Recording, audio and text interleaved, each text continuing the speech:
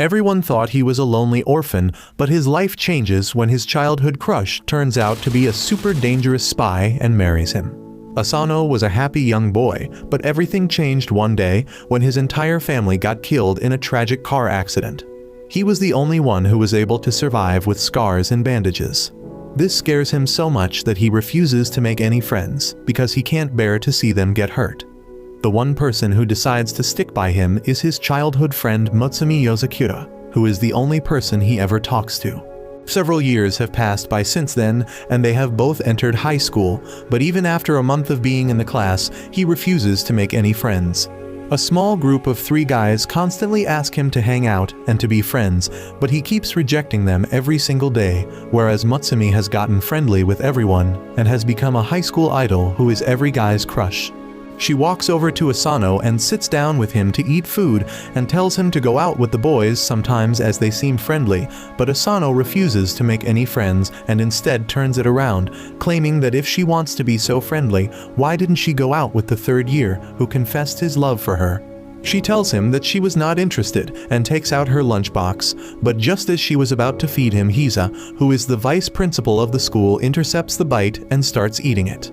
Asano is surprised as he never heard him coming, while an annoyed Mutsumi tells him to go away. He tells her that he can't stop himself from having her tasty home-cooked food, but decides to leave before telling Asano to meet him in his chambers after school. Later that day, Asano heads over to his office, confused about why he wants to meet with him. He enters the room and is greeted by Hisa, who has prepared tea and asks him to sit down. Asano is extremely uncomfortable because of how close Hisa is sitting, but is shocked when Hisa starts asking about Mutsumi and why is he so close to her. He starts feeling weird, while Hisa starts showing him pictures of Mutsumi ever since she was a 3-year-old child, which is very weird as they have only known Hisa for a month. He continues telling Asano about how hard it is to keep boys off of her, and how he had to beat the crap out of the 3rd-year guy before he promised never to look towards Mutsumi again. Alarm bells start ringing in Asano's head when suddenly Hisa takes out a knife and puts it at Asano's throat in a swift movement, telling him to say his prayers. When everything seemed lost, a white-haired girl enters the room through the window, stopping him and uses a flashbang to escape alongside Asano. He wakes up a while later in the evening and finds himself surrounded by a bunch of unfamiliar faces. His social anxiety kicks in and he starts running away into the wall, confused about where he is. But Mutsumi tells her not to worry as these people are all her siblings and he is in the Yozakura house. She introduces everyone, as the white-haired girl is called Fuda, the green-haired guy is Shinzo, the pink-haired girl is Shen, the furry is named Kengo, while the buckethead is named Nana. She tells him that they are a family of spies and feels relieved after finally telling him the truth after hiding it for 10 years. He starts freaking out, but she tells her not to worry as spies are very common nowadays and you can even book them online. He still thinks it's a prank and grabs a gun from Shinzo thinking it's a toy, but it ends up shooting, which scares the crap out of him as his whole life turns upside down in a matter of minutes. Fuda tells him that they are freelancers and actually have a 4.8 star rating on Trustpilot for completing their job. Kengo tells him that Hisa is the oldest sibling who stays the most in the limelight in the spy magazines and is responsible for boosting the image of their family so much. Fuda tells him that Hisa is the best spy in the entire family and apologizes on his behalf for endangering his life. She tells Asano that when Mutsumi was a child, there was a big accident in which she got terribly injured and Hisa took all the blame on himself. Ever since then, he has become obsessed with the job of protecting her sister no matter what. But all these years he let Asano slide because he was a childhood friend. It all changed recently when they got an online tip on Twitter about someone planning an assassination for Mutsumi. This gave Hisa the excuse to get rid of Asano as well. Suddenly an alarm starts sounding in the house, and everyone starts getting on their feet as Fuda tells him that Hisa must have entered the house to finish him off. Asano starts freaking out, but she tells him not to worry as he is probably the safest with them, but honestly tells him that even while fighting 5 against 1, their average win rate against him is only 30%. She turns towards Asano and tells him that the only way his life would truly be safe is if he marries Mutsumi right now. She explains that their household has an unbreakable rule about not killing any family member and even Hisa wouldn't break this rule. All Asano has to do is to exchange rings with Mutsumi and the marriage would be complete and they could live as a family. The word family triggers his PTSD again, and he starts breathing heavily, but Mutsumi tells Futa that it would be very cruel to Asano, who is scared of making connections with people. Futa apologies for being insensitive, and all of them start getting ready to beat Hiza up, when suddenly they notice that he has already entered the room and is sitting between them. He turns toward Shinzo and tells him that he destroyed all his traps and tells them to hand Asano over, but Futa steps up to him and grabs his tie. She starts swinging him around the air before slamming him to the ground as Shinzo uses his robot arms to pin him down and Nana takes some steroids to punch him in the face, while Kengo and Shin take Asano away with them. Unfortunately, Hiza is unhurt and uses his special move to blast both of them away while he stands up, telling them that they leave too many gaps in their attacks. Asano is stunned to see how strong these people are, while Futa tells them that she will buy them some time. She runs over to him as Hiza starts using his spider wire ability to block all her attacks before tying her up to the roof. Shin tells Kengo to hide Asano somewhere while she takes out her phone and activates some drones that descend from the ceiling and start shooting at Hiza. Meanwhile, Tengo takes them to a different room and together with Mutsumi, they put Asano behind a hidden picture frame. A little while later, Hiza enters the room after destroying all the drones without a single scratch on his face, only to find Mutsumi and Asano together in the room. He tells her to hand the boy over, but she starts running towards him with a gun alongside their dog. But Hiza is leagues above them and ties her up with her wires before removing her mask to reveal Tengo inside. Knowing that it's of no use, even Mutsumi reveals himself wearing Asano's disguise and tells Hiza that Asano is of no danger to her, but Hiza tells him that there is only one way he won't harm Asano, and that is if she agrees to never leave her home. This catches her off guard as Hiza starts walking towards her, telling her that she will never have friends, never have any romances, any fun, and even will lose her internet privileges, but at least this will ensure that she will stay safe forever. He hugs her as she starts crying as she knows there is no other option, but Asano, who was watching everything through a peephole, reveals himself and tells Mutsumi that she doesn't have to do this. Hiza tells him to piss off as he has no use of him anymore, but Asano shouts at Mutsumi to give her the ring as he is ready to make her his family. Mutsumi cries tears of joy as she takes out one of the rings and throws it towards Asano, who jumps forward to grab it, but to their dismay, Hiza is much faster and uses his spider wires to trap both him and the ring at the last moment. Just when Hiza thought it was finally all over, Asano shows him his tenacity and strength by powering through the wires that cut his hands to shreds, but he grabs the ring and wears it on his finger, completing the marriage and officially becoming a family member as the others watch. Mutsumi hugs him tightly, while Futa tells a distraught Hiza that now he can't hurt Asano and will also have to train him so that he can protect Mutsumi at all times. Later that night, Asano gets up to return, and even though Futa offered to drop him back home, he refuses, and decides to head home together as he thinks Hize needs more mental support right now. He lays down on his bed, looking at his ring and thinking about the crazy day he has had before drifting into a deep sleep. The next morning, he wakes up by an alarm, and the moment he turns his eyes up, he spots Hize standing on top of him with a knife in his hands. He tries to shank Asano, but he rolls away just in time to protect himself, which impresses Hize as he claims it was just a friendly test. He asks what the hell is Hize doing in his home, and he replies that this is the traditional wake-up call of the Yozakura family. Asano rightfully thinks that Hize was just trying to kill him.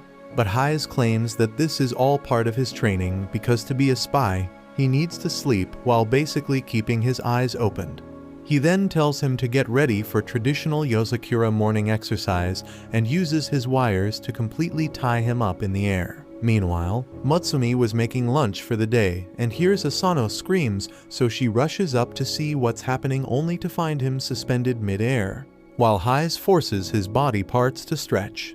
She shouts at her brother to let him down, but Hize simply looks at his watch and tells her that it's time they all left the house. He quickly grabs Mutsumi and their bags before jumping out the window as a bomb explodes inside Asano's house, blowing it to smithereens. Hize puts them down and explains that Asano's house was rigged with a bomb sometime last night. He promises to explain more about it, but tells him to get one thing in his brain. which is the main goal of the family is to protect Mutsumi at all costs. He then tells them to get inside the car, while Mutsumi helps him up. Inside the car, Hise talks with Shinzo, who found out that the bomb was rigged inside the kitchen, which means that the target of the assassination was Mutsumi. Asano is very confused, but Hise replies that information spreads very quickly in their lives, and the news about Mutsumi's marriage has spread like wildfire, and almost everyone knows about it. He is still confused and asks why would they target Mutsumi, and Hise replies that the answer to that is very simple. He claims that Mutsumi is the 10th head of the Yozakura family. Hise further elaborates about their family history, and over the years they always took part in espionage because their bloodline has a special power which gives the Yozakura family children superhuman abilities. According to him, in every generation, one of the Yozakura children are born without any superhuman abilities, and those have historically always been the head of the family. Hise claims that even though the head doesn't have any supernatural powers, they are the only one who could give birth to children with superhuman abilities. This means that without the head, the Yozakura lineage and its superhuman people will simply go extinct, and that's why Mutsumi is the legitimate head of the family and the only person who can keep their bloodline alive, and gets a bit pissed off at the fact that such a loser ended up marrying her. Because their family is so old and famous, they have tons of enemies that want to eradicate the Yozakura family, and the best way to do it is to get rid of Mutsumi. While he was saying this, a car approaches behind them, and some people load and shoot a rocket launcher at them, which the driver manages to dodge in time. Asano gets scared, while Hise seems completely chill, while their car gets shot at by multiple machine guns.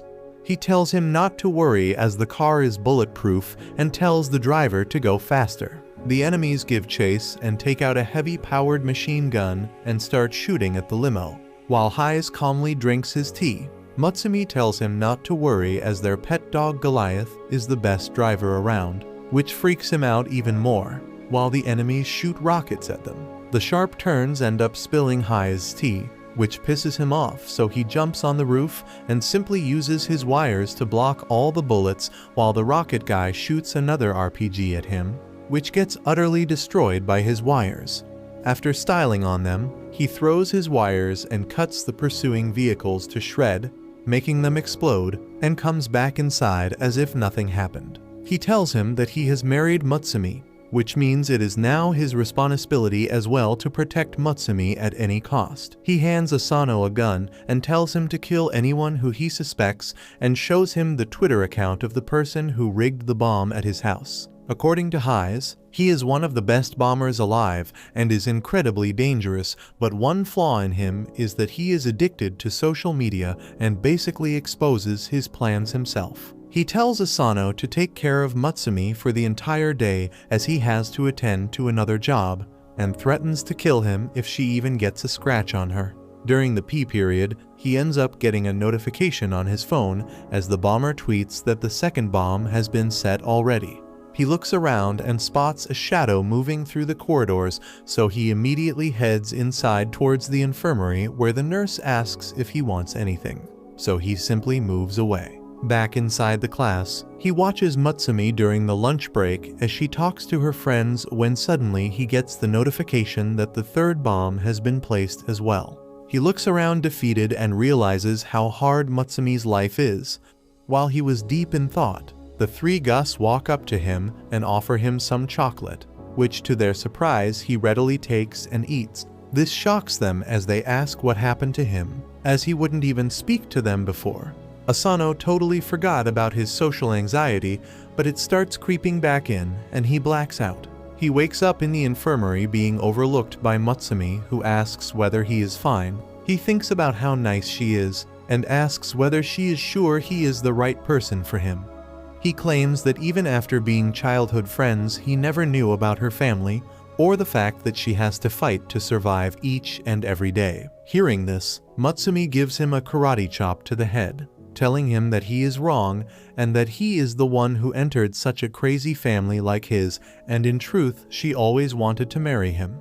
This relaxes him a bit when he suddenly spots a bomb placed on the ceiling of the room about to go off. The bomb explodes with a loud bang, destroying everything inside the room. But Asano manages to save Mutsumi by hiding beneath the couch. He realizes that the bomber is much smarter than they gave him credit for, and he was putting out updates on Twitter to distract Asano and making him focus only on Mutsumi. He removes his coat and sure enough, there is a small bomb attached to his shirt about to explode. He realizes that the bomber knew Asano would stay closeby, so he used this to his advantage and basically made a bomb out of Asano, knowing that it would definitely hit Mutsumi as well. Realizing he doesn't have much time, he decides to sacrifice himself to save Mutsumi and jumps out the window, accepting his death, but to his surprise, Hayes saves him at the last moment as he hangs by the wires. Hayes commends him for his actions and tells him that his job got over quickly, so he came to check on them. Asano looks at the bomb to realize that one of the wires got inside the bomb and stopped its timer, saving Asano from certain death. Hayes tells Asano that they are family now and family comes first. He promises that even though he hates Asano for marrying her dear sister, he would still give his life away to make sure Asano stays safe. He pulls Asano back inside, and while playing with the bomb, he tells them that their job isn't over yet. Just then, the other siblings also arrive in the room, and Shinzo delivers a handcuffed bomber on Hayes' feet. Hayes ties him up with his wire alongside the bomb and throws him out into the sky, where the bomber explodes in a fantastic show of fireworks, while the Yozakura family alongside Shinzo watch it from the couch. The next morning, Asano wakes up after having a nightmare in which he watches helplessly as Mutsumi gets kidnapped.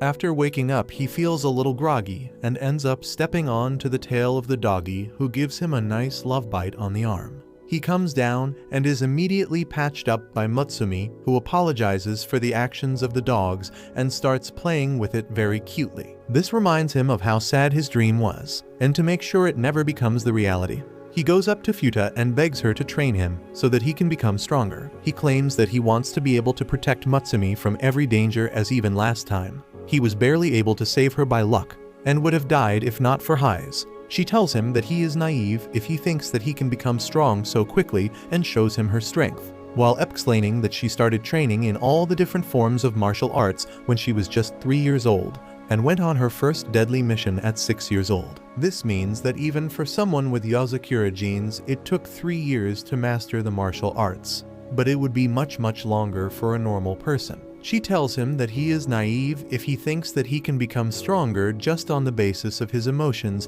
but is willing to give him a chance. She asks him whether he is willing to get into the Yozakura all-out training program, which is probably the fastest way anyone can get stronger. He gets excited, but she tells him to hold his horses, as she puts the condition that he has to stay here in the Yozakura household for a complete month, and only then his real training will start. He thinks it would be super easy as he just has to stay here, but the moment he gets up, a trapdoor activates, and he only barely manages to grab the edge as he looks down to see sharp spikes beneath. Futa comes to him and claims that she forgot to tell him, but the entire Yozakura household is rigged with deadly traps for spy training, so it's not going to be easy.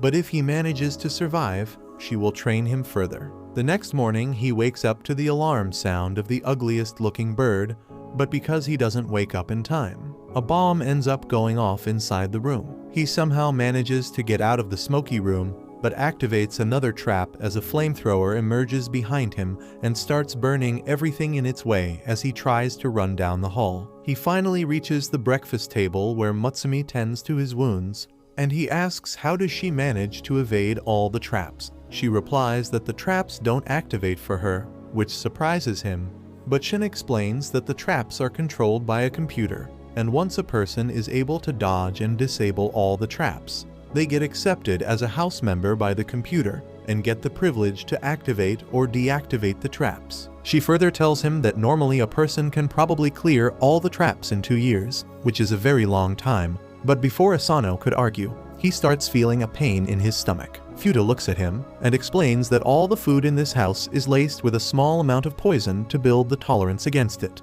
which won't kill them, but will definitely give them diarrhea. He immediately gets up and runs to the bathroom, only to see that it is completely locked and won't open unless and until he picks the locks and cracks all the codes. From that day on, Asano's hellish daily routine begins, and while everyone else in the family is able to shut the bird down before it could explode, Asano ends up falling victim to it once again. The fridge is covered with lasers, so people need to be careful, but it isn't a problem for Shin, who uses her drones to get what she needs, or Futa, who uses her superhuman speed to get her drinks, but Asano ends up triggering the trap, which reveals a bunch of machine guns that shoot immediately. To turn the TV on, he needs to use a gun and shoot the power button on the remote.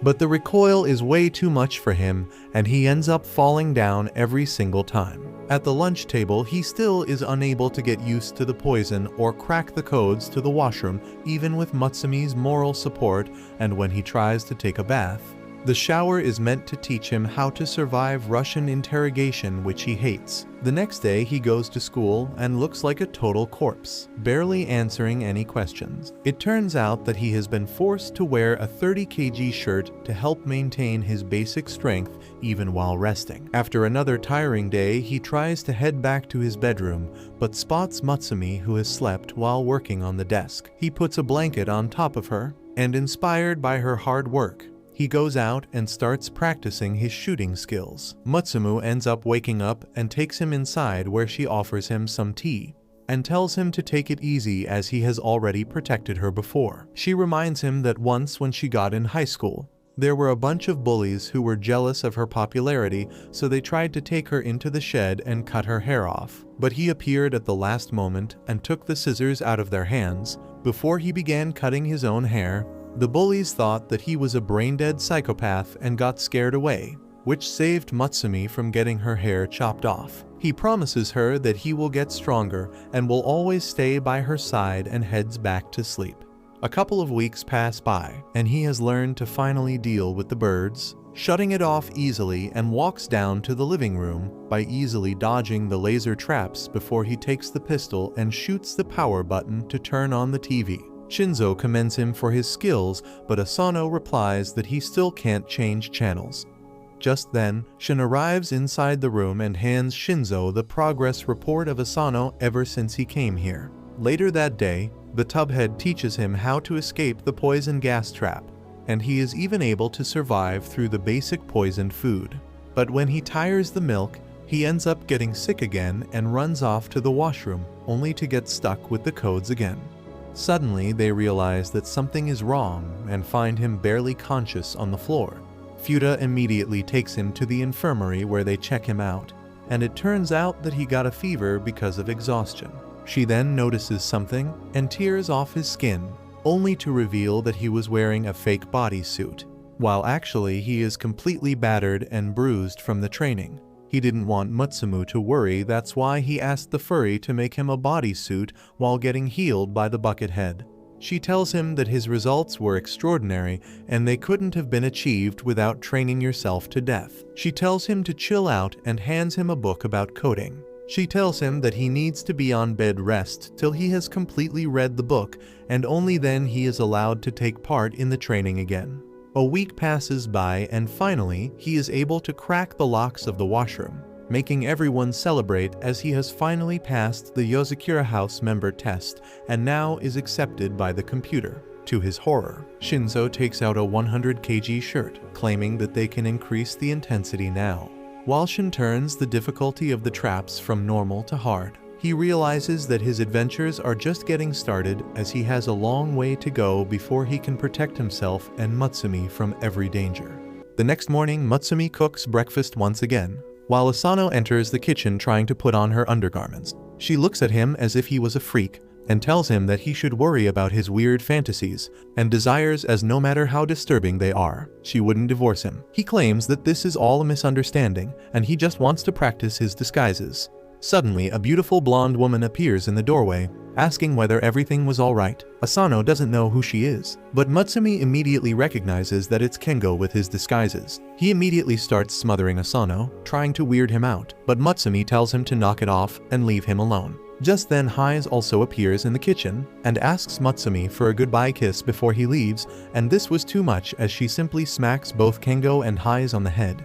Later that day, he meets up with Shinzo, who is about to go on a mission alone. Asano asks whether it's a dangerous mission, but he tells him that it's a low difficulty mission as he simply needs to find out information about a counterfeit money operation and it shouldn't take much time. Asano wishes him luck and leaves for the school alongside Mutsumi. While walking down to their school building, a ball traveling at a high speed almost hits Asano, but without even looking he grabs the ball and then throws it back with an incredible power. Later in the afternoon, both him and Mutsumi head on to the roof to have some lunch. When Mutsumi tells him that he doesn't know it yet, but his strength and skills have increased a lot because of the training. He walks so silently now that people are starting to call him a ninja. After that, she asks whether he is free after school today as she needs some help with her work. Asano obviously agrees and heads back home, where she sits down on her desk and starts stamping a horde of paperwork while telling Asano what to do, as he brings more and more documents, which she analyzes at a super high speed, and also finds errors and other problems in them. She makes Asano her paw and tells him to send emails to some of the investors to increase their stocks, while telling Asano to ignore the forged divorce papers that Hayes has created to try and break their marriage. While shuffling through the files, she notices that one of the reports by Kengo seems to be incomplete, and because he has done this several times before, she gets pissed and takes Asano into Kengo's room. The room is completely filled with his clothes to the brim where they can't even see anything. Mutsumi tells him to come out, and he magically appears on top of his clothes mound, while Mutsumi tells him to complete his report and submit it immediately. Kengo doesn't take her seriously and simply starts eating his sushi, while telling Mutsumi to stop acting like a grandmother. This pisses her off, and she grabs her handcuffs to lay down some Yozakura-style punishment. Kengo realizes that he is in danger and jumps out of the mound to escape the room. Thanks to his training, Asano has become faster and blocks his way immediately. But Kengo is smarter and forces him to drop his guard by becoming Mutsumi. He then runs past him outside, while an angry Mutsumi activates the hibernation mode of the house to completely bar it from the outside world as giant walls are erupted all around the house. She tells Asano that there is no way of escaping this house once this mode is activated. Meanwhile, Shinzo crawls through the air vents as he spots the giant operation being run by a millionaire who has already put 60% of his counterfeit currency in circulation. He travels through the ducts and realizes that these people are working with a highly intelligent person who designed all these safety measures. He puts on his Apple Vision Pro, and unlike in real life, his glasses are actually useful as he is able to see through the containers to find a bunch of fake money. He drops down the hatch to find a secret case, which he is able to hack, and gets the framed picture of a note, which might be very important. Before he could do anything though, an alarm is sounded and he starts running away. Back at the Yozakura house, Mutsumi starts checking all their rooms one by one. She goes into her room where she uses an infrared device to check for his signs, but doesn't find anything. Asano is awed at the amount of hobbies she has, as he looks at the painting she recently made. They then head over to Shin's room, who is busy playing a physical game which she is not very good at. They then head over to the Buckethead's room, who tells them that he will explode Kingo if he sees him. They finally head over to Heise's room, only to find the entire room covered with Mutsumi's pictures. Asano wonders whether Kengo could have escaped, but Mutsumi tells him that it's impossible with the house on lockdown. Suddenly, all the other siblings meet up with Mutsumi and Asano, asking whether they were able to find Kengo. When suddenly Asano hears something and turns around to see Kengo's face on Mona Lisa. As it turns out that he was hiding in the picture frame. Kengo immediately runs away and around a corner, while Asano follows him, but suddenly screams as he falls down. Mutsumi runs over to check on him, and finds him on the ground rubbing his head, as he claims that Kengi threw the frame at him and ran inside the cavity in the wall. Mutsumi shouts loudly, claiming that he must have found a way out of the lockdown made, and angrily makes her way back to Kengo's room, claiming that she will remove the lockdown soon. As soon as Asano enters the room though, she immediately handcuffs him and claims that she is not as stupid and knows that Kengo is impersonating Asano right now. She claims that there is no way to escape the lockdown, so Kengo must have switched places with Asano and hid him, in the hopes that Mutsumi will release the lockdown, after which he could run away. Kengo accepts his defeat and removes the mask, and together they start looking for the paperwork she needed. Later that day, Asano eats the curry made by Mutsumi, which is very tasty, so he asks for the secret ingredient, and Mutsumi replies that it's cyanide. Asano immediately starts feeling sick, and excuses himself to pick up a call. He picks the phone only to find Shinzo on the other end, screaming at Mutsumi for help. They get on a video call and Shinzo cries that he ended up getting in a gunfight, but he didn't expect so many guys, and now all his bullets are over and he has no weapons. She tells Asano that Shinzo is an extremely good spy, but he only depends on his weapons, and if he doesn't have a weapon, he becomes a super big wimp. She asks whether Asano can take his weapons to him, and he immediately agrees. He dresses up and carries a small bag as he enters the highly secure building and starts walking through the corridors. Unfortunately, he is not fast enough and gets caught by a guard who puts a gun to his head. He remembers his training and pushes the gun back before grabbing the arm in a lock as he pummels his face with his elbow. Hearing this, a bunch of other guards arrive at the scene. He slams one in the face with his knee, but gets caught by the other guard. The third guard tries to stab him, but his clothing protects him, as he punches him away before breaking the last guy's nuts to secure a victory. To his surprise, another guard arrives, so he quickly grabs his gun which Shinzo gave him, and uses it to shoot a massive electric bolt at him, which incapacitates him immediately. He finally finds Shinzo, who immediately holds on to him for dear life,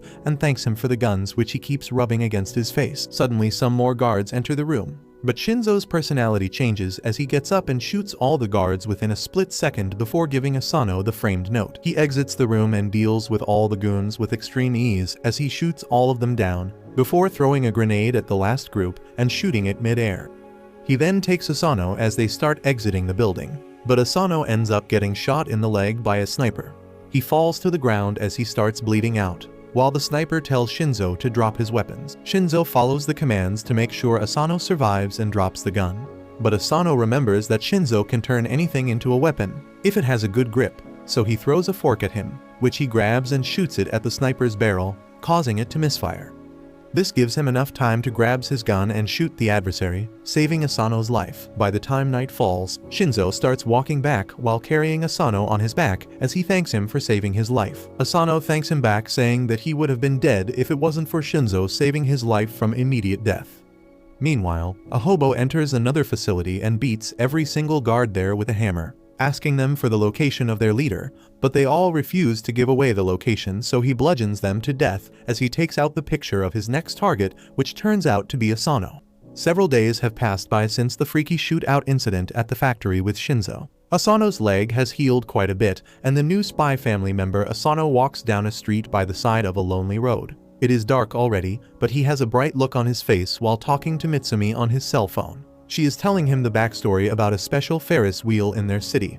Legend has it that a long time ago, a couple had gotten into a horrible argument with each other which quickly turned into the biggest fight they had ever had. But after going on the Ferris wheel, they forgot all about their argument and fell in love again.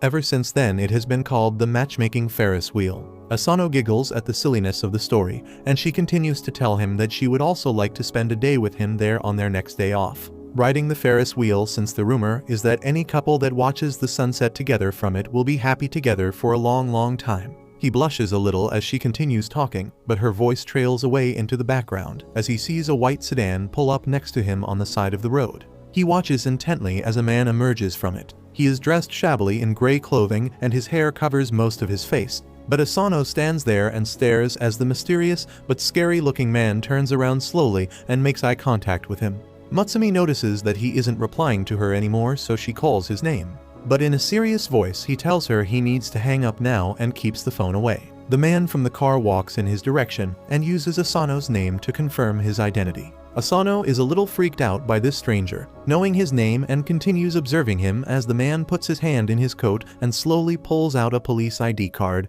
He introduces himself as Hoto and says that he is a police officer from the Koizumi precinct.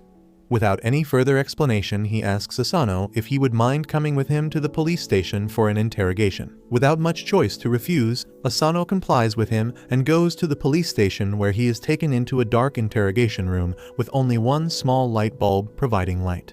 Without wasting any time, Hoto pulls out a laptop and shows him a photo that was found on the dark web. It showed Asano from the fights that happened a couple of days ago. Seeing the photo, he is shaken to the core and his face goes completely pale as he realizes the photo is available for anyone on the internet to see. The Yozakura siblings had assured him that they are very careful in covering up all the secret activities and missions that they engage in. So how had his photo reached the dark web? Hoto continues showing him more images which clearly show Asano using illegal firearms, breaking in and entering private, being involved in the car chase on public roads where Mitsumi's pet was driving the car, as well as being present when the ceiling bomb was detonated at his school. Asano thinks to himself that he wasn't actually behind half of these incidents, but he keeps his mouth shut when Hoto questions him and accuses him of all the crimes.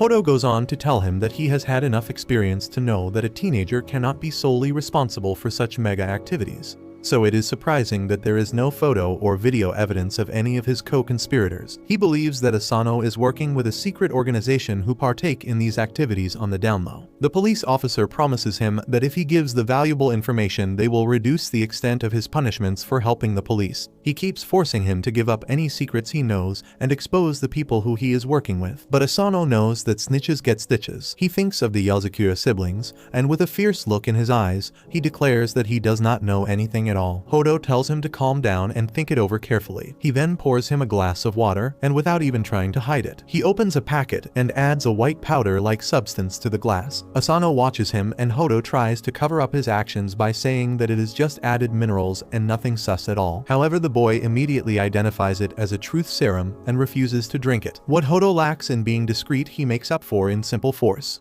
And before Asano has the chance to react, he grabs his face and pours the liquid down his throat. Thankfully, after having trained with the spy family, he is able to pull out the liquid into one giant bubble and spit it out of his mouth. When Hodo sees that the truth serum does not work, he directly resorts to violence by pulling out a hammer and smashing the table. Asano's reflexes kick in, and he is able to quickly move out of the way and falls onto a bag nearby. He sees a red liquid flowing out of it and assumes it is blood as Hodo confirms his fear and tells him that is a drug dealer who he recently unalived. He goes after him again and pins him to a wall with the hammer still in one hand. After giving him one more chance to give up some information, he begins to bring his hand down to bash up Asano, but Asano pulls away his hand and the wall gets smashed instead.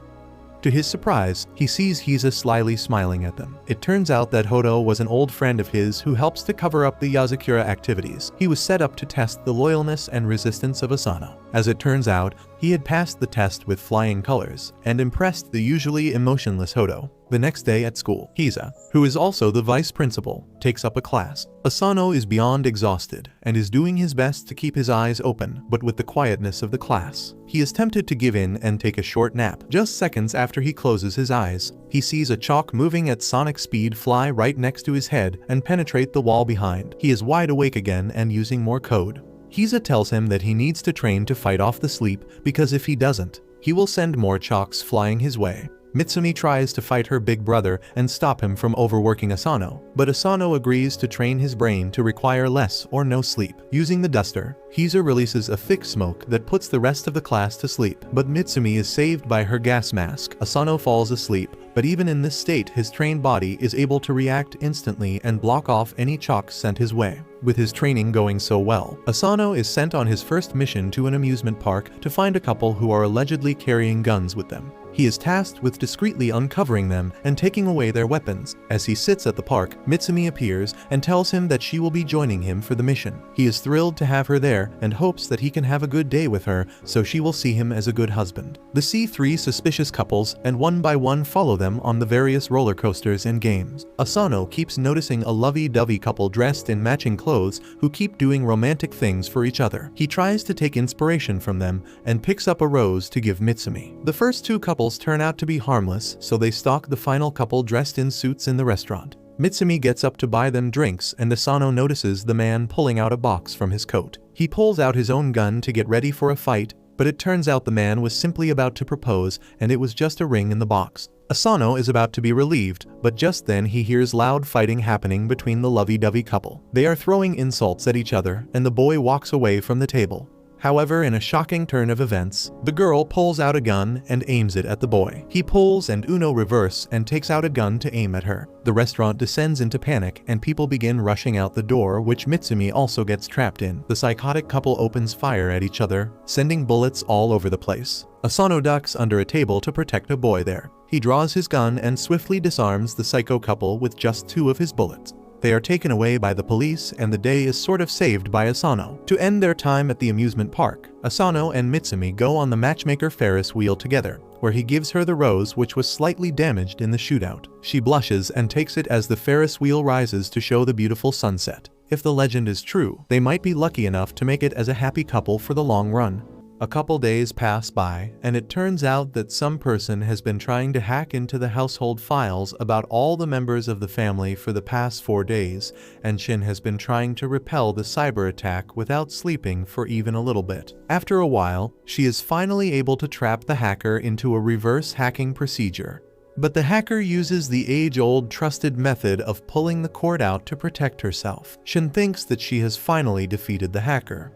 But it turns out that the hacker seems to have gotten most of the files about Asano anyways. Shin finally takes a break and goes out of her room only to find Asano and Mutsumi getting ready for school. She tells them about how some hacker was trying again and again to get Asano's files, but she thinks that she was able to save it and has updated the system. Asano doesn't like the sound of it, as he thinks that trouble might be coming his way, but doesn't think much about it. Later, they move out of the house on their way to school, when suddenly Asano senses something wrong and pushes Mutsumi behind her, just in time to dodge some very sharp needles that hit the ground. He spots a slender figure behind the pole, and decides to make a run for it alongside Mutsumi. He tries to run through random alleyways, but can't seem to shake the attacker off, which forces him to face her. He gets ready with his stun gun as he looks down the alleyway, but the attack comes from above, which he is somehow able to block and pushes the girl away. The attacker seems to be excited at the fact that Asano is so powerful, and tells him that she loves him and wants to kill him. Mutsumi suddenly realizes who she is, and tells Asano that this spy's name is Kiri, who carries a bunch of needles around with her, and is known as the Manhunter. According to her, this woman stalks the men she ends up getting infatuated with and follows them after finally killing them with her needles. This seems to annoy the girl, who tells Mutsumi to never call her something vulgar like a manhunter ever again, or she will stab her in the eye. The girl seems to be swooning over Asano, as she claims that she saw him for the first time on a video in dark web, and ever since that day she has been completely smitten by him. She tells him that he is pretty famous in the underworld right now, as she pulls out a poster with the picture of Asano claiming that he has a $100,000 bounty on his head right now. She claims that this worries her as she suddenly throws some needles in the air, and a guy falls from above with a gun in his hand. She claims that a lot of people are after Asano right now to claim the bounty,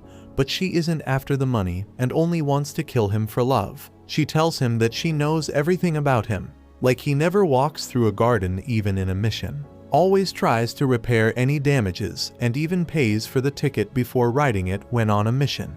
Even Mutsumi agrees that this is pretty wonderful, while Kiri tells Asano to start living with her forever. He calmly backs off and tells her that he can't do that because he is married to Mutsumi and will never leave her side. Kiri starts crying at this, claiming that Mutsumi is just an ugly thought, and she must have brainwashed Asano into staying with her. This pisses him off, but he keeps his mouth shut as she tells them that she wants to kill Mutsumi and take Asano away.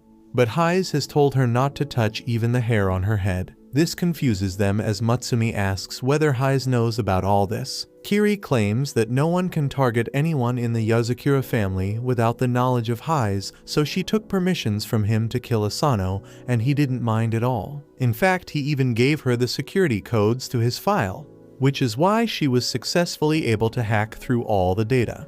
She then swirls around and showers them with needles, but they all land around them as she shows how capable she is with her weapons before telling Asano that she will see him soon as she jumps over the body of the attacker and walks away. Later in the class, the teacher announces the arrival of a new transfer student that turns out to be none other than Kiri.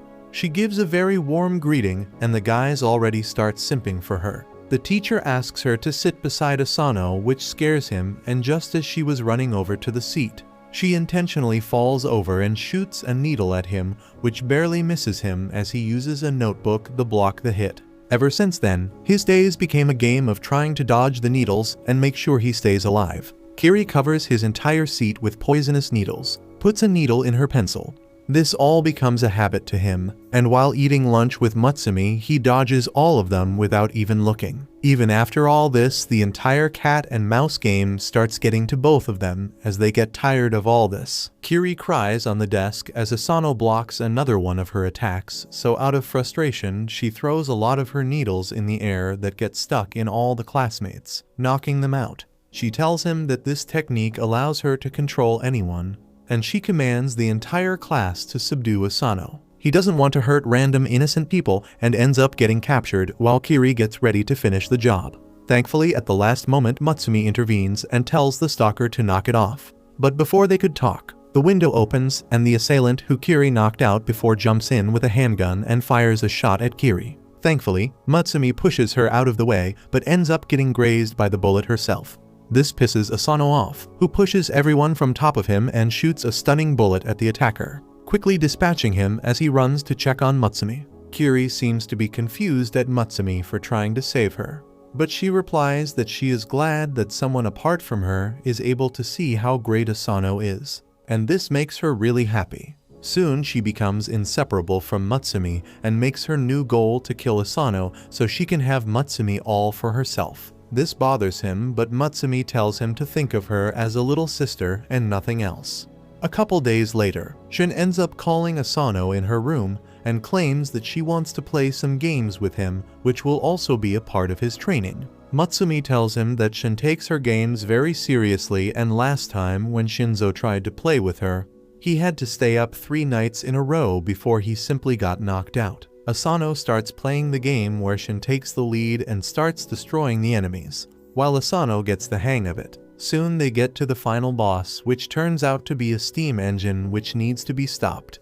They mash the keys as hard as possible, and soon are able to clear the level as the engine stops. Suddenly the news comes up and a reporter exclaims that a train that was hijacked by some people containing hundreds of innocent lives just got stopped all by itself, and all the hijackers were found unconscious. This makes him realize that Shin simply converts real-life missions into games where there is no extra lives and no retries. This ups the pressure a little bit as they head off for the next mission, which turns out to be even more dangerous as a group of terrorists have taken a helicopter with the intent to 911 it into the nuclear power plant and create another Chernobyl. She tells him to try his very best as she starts maneuvering through the complex landscapes and attacks the enemies. Meanwhile, Asano is unable to find a way to move through the obstacles and keeps getting stuck to a point where he ends up glitching out and starts phasing through walls and doing all kinds of weird stuff. Shin ignores all this and starts making her way up to the final boss, and after jumping in the air, she delivers the killing blow to the boss, eliminating it entirely. Surprisingly, the match isn't over yet, as the terrorists had a plan B, and they initiate hundreds of drones all at once to destroy the power plant. Even Shin thinks that this might be out of their hands, but Asano uses his craftiness and revives the boss with a potion before using it to kill the hordes of enemies. They also get aided by Kiri, who joined from her own computer, and together they destroy all the drones, winning the game and stopping the terrorist attacks. Shin, however, is not pleased at the fact that Asano was taking advantage of glitches, so she forces him to play with her for 2 nights straight, after which he gets knocked out as well, wondering what his next mission will be. A couple days pass by, and one morning, while Asano was doing his GigaChad training as he did weighted push-ups with 500 kgs on his back, he gets a call from Nanao, who claims that he needs help. Asano asks what's up, and Nanao claims that he is currently on a top-secret undercover mission in an evil lab where scientists are trying to make bioweapons.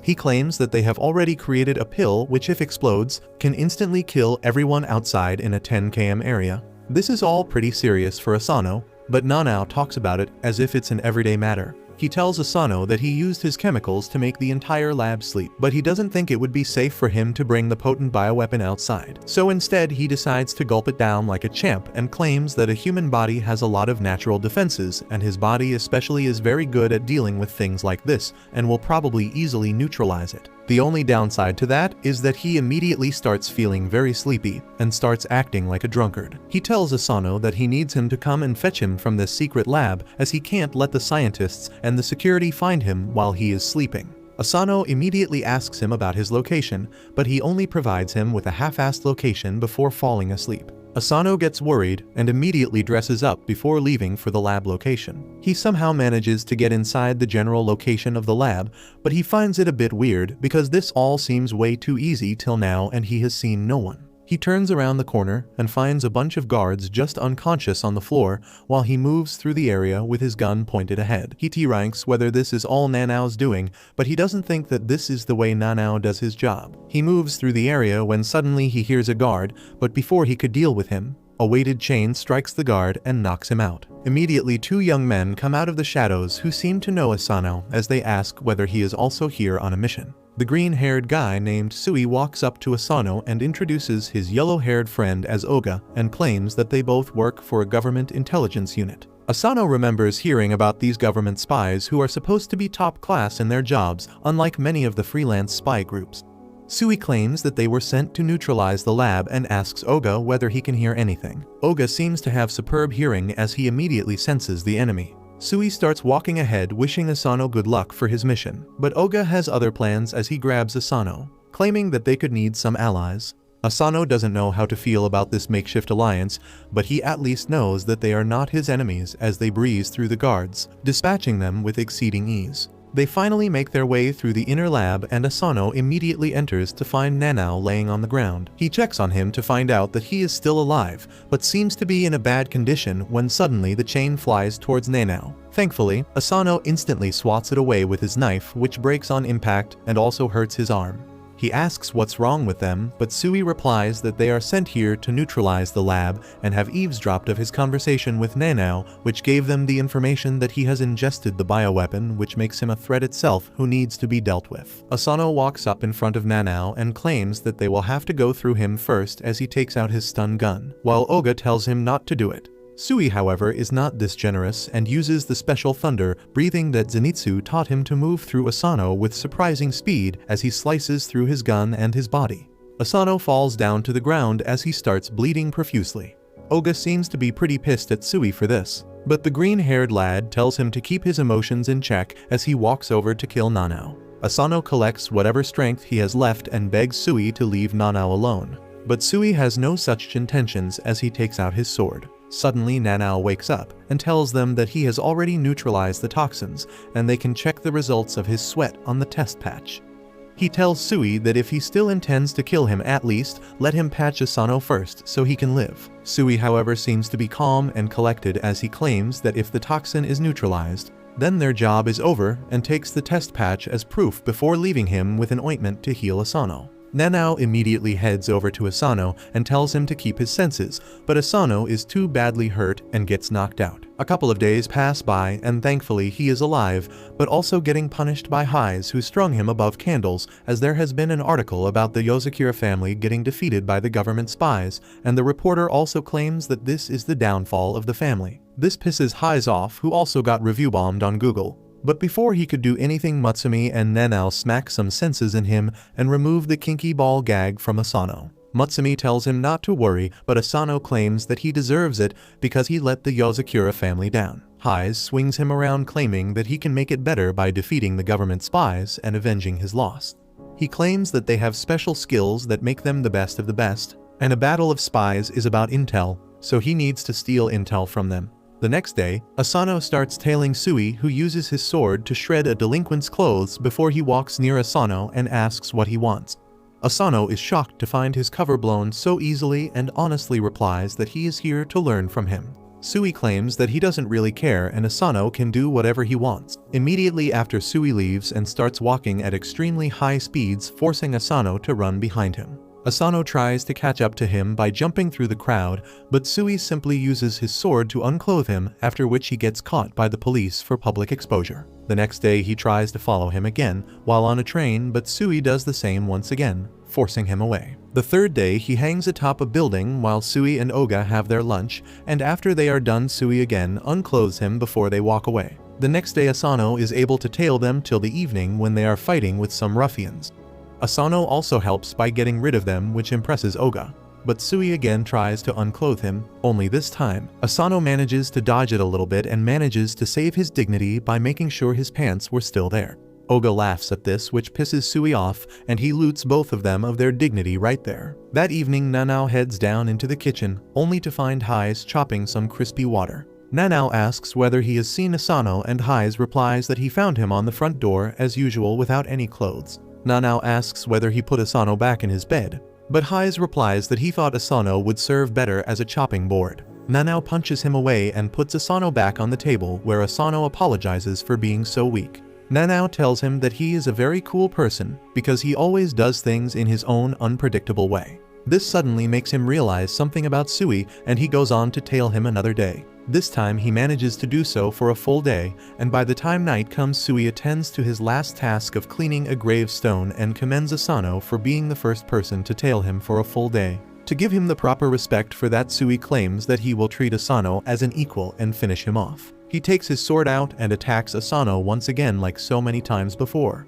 But this time Asano manages to grab his hand into a lock before throwing him up in the sky. He realized after getting slashed up so many times that no matter what, the first attack that Sui delivers is always towards the center of the body, which is a predictable habit. Sui manages to fall back on his feet easily, while Asano stands there as he still got slashed a little bit and starts bleeding. Sui commends him and tells Oga, who was trying to hide, that he can come out and treat Asano. Oga immediately patches Asano up as he finally gets over the hurdle in his way with the name of Sui. Soon everyone forgot about his defeat against Sui, but the spy newspaper picked up on his naked sightings and called him a pervert, which is a new problem that he doesn't know how to deal with, even though Mutsumi promises to love him even if he is a pervert. If you liked this video, make sure to subscribe for part 8. And make sure to check out this brand new anime about a failed hero who turns into a monster after getting attacked by a parasite but pretends to be normal.